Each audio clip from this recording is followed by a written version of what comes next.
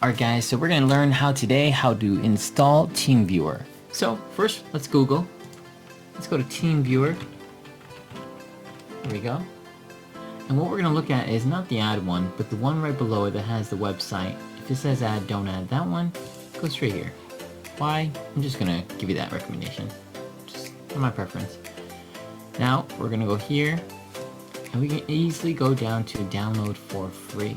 So we click on download for free, unless you want to purchase it, that's fine. Then download will come down here on the bottom here, and the setup will be available. Open up Show in Finder. We then click on the executable.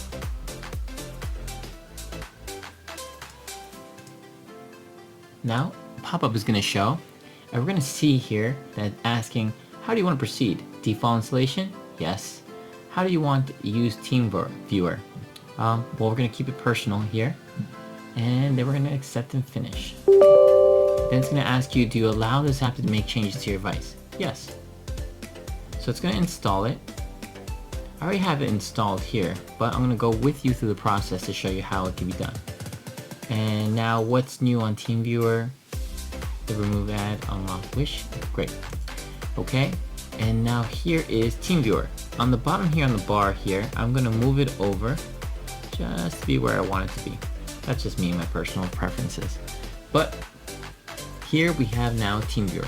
To lower this here, TeamViewer shows now your ID here and a password. So now say you're from another computer or you have someone helping you out. They can then connect with TeamViewer. So let's say if I had a partner and they had their ID with them, they would just send me their ID, and I would easily then just copy that ID, place it into here, and then we'd connect. See, but here, you have entered the ID of your own computer. I can't show you unless I have an example for someone else. I can't show you with my own computer, but all they do is put in this ID here, and all they have to do is put in the password when requested. And that's it. And you're all set, and you're giving access then to the next person who is able to help you out. Be sure who you give the password to, and as well, you can always reset the password like this here. You can click on the refresh button. It'll ask you to create a new random password, copy the password, or set your own personal password. I would always recommend just to create a new random password. It's fine.